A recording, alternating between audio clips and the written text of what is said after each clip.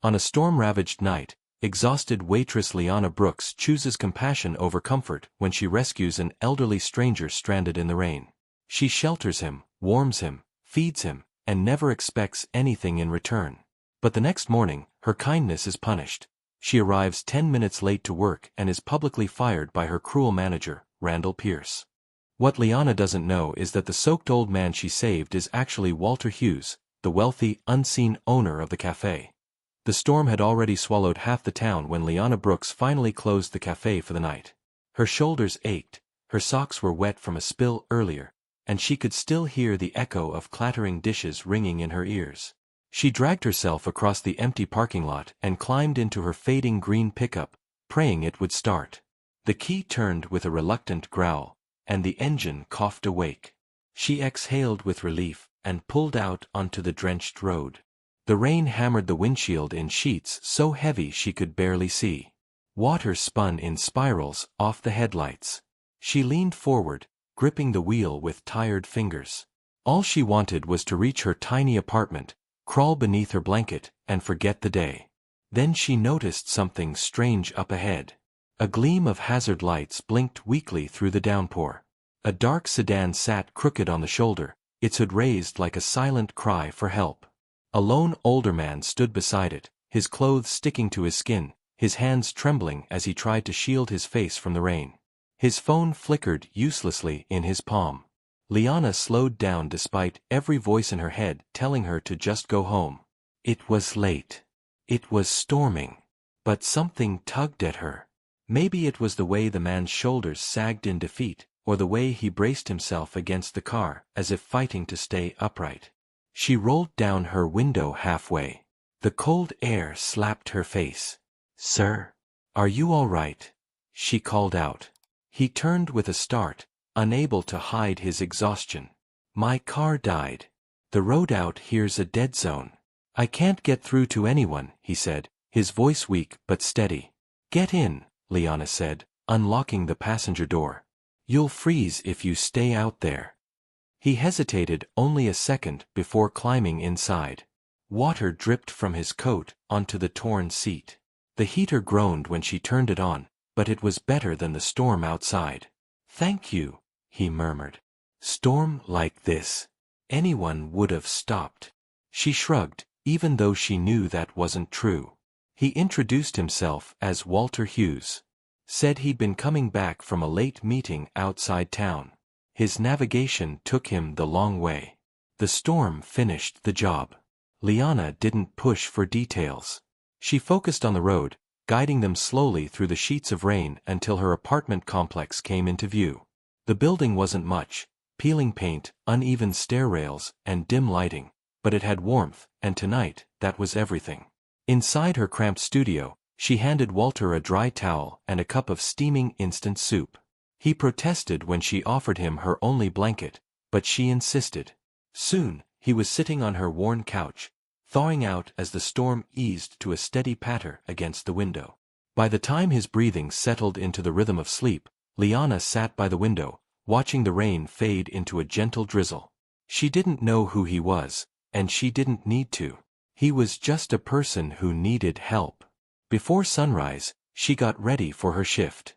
When she stepped out of the bathroom, the couch was empty. The blanket was folded neatly. A small note sat on the table. It read, "Thank you for treating me with dignity." She folded the note into her pocket and stepped into the chilly gray morning. She had no idea that gesture would alter the course of her life. It took her longer than usual to reach the cafe. Puddles swallowed her steps, and her hair clung to her face. When she rushed inside, she realized she was 10 minutes late. The moment she entered, the smell of frying eggs and burnt toast collided with the sharp voice of her manager, Randall Pierce. "You finally decided to show up," he said loudly enough for customers to hear. His lips twisted into something between irritation and triumph. "I'm sorry," Liana panted. "Something unexpected happened last night. I'm not interested," Randall snapped, tossing his order pad onto the counter. "We have a busy morning, and you think you can stroll in whenever you want?" The place had gone almost quiet. A couple in a booth stopped mid-bite. The young dishwasher stared. Even the sizzling grill seemed to hesitate. I helped someone stranded in the storm, she explained, keeping her voice calm. Randall scoffed. Good deeds don't pay off my payroll. You're late. That's all I need. He turned to the diners around him. If anyone else wants to show up late, let me know. I'll fire you just as fast. A painful heat crawled up Liana's throat. She breathed deeply. Please, Mr. Pierce, she said softly. You know I work hard. Save the speeches, he said. Hand over your apron. You're done here. Her hands trembled slightly as she untied it. She laid it on the counter with care, because she refused to let him see her break. Then she walked out, the cafe bell chiming one last time behind her. The drizzle felt harsher than it had hours ago. What she didn't see was a familiar black sedan rolling past the cafe. A tinted window lowered just enough for Walter Hughes to watch her walk down the street. The same note he'd written resting on the leather seat beside him. So this is where she works, he whispered. By noon, the cafe buzzed with anxious energy. Employees whispered nervously. No one had ever met the cafe's elusive owner, the man who supposedly bought it years ago but never visited. Today, they were told, he was coming. Randall ran around straightening napkin holders, wiping already clean tables, and rehearsing his smile in polished metal surfaces. At exactly 12:30, the front door opened with a clear chime. A tall, silver-haired man stepped in, carrying the confidence of someone accustomed to being listened to. His tailored coat, polished shoes, and calm presence silenced the entire room in seconds. Randall nearly tripped, rushing to greet him. Mr. Hughes. Welcome, sir. The cafe is running flawlessly. You'll be impressed. Walter didn't respond to the flattery. His gaze swept the room, noting every detail, every face. Then he turned to Randall. Where's the young woman who worked here yesterday morning? He asked. Randall blinked. Which one, sir? Liana Brooks. Oh, her. Randall forced laughter. She was always having issues. Late. Unreliable. Bad for business. I had to let her go. Walter's expression didn't shift, but the air thickened. He looked at one of the cooks. Is that true? The cook swallowed hard. No, sir. Liana was the most dependable person here. Randall's smile twitched. People exaggerate. I run a tight, disciplined place. Walter stepped closer to him. You fired her this morning? Yes, but... Then call her back, Walter said. Randall's face drained of color. Sir, that's unnecessary. She's... Call her back, Walter repeated. Now. Minutes later, the door opened again. Liana walked in hesitantly, still in her wrinkled uniform. She looked from Randall to Walter, confused. Walter approached with warmth in his eyes. Ms. Brooks, he began, last night, you didn't see a wealthy man or a stranger with a problem. You simply saw someone in need and chose kindness over convenience. Whispers filled the cafe. You reminded me of the values I want this cafe to stand for, Walter continued. So as of today, I'm reinstating you. But not as a server. Liana's breath caught.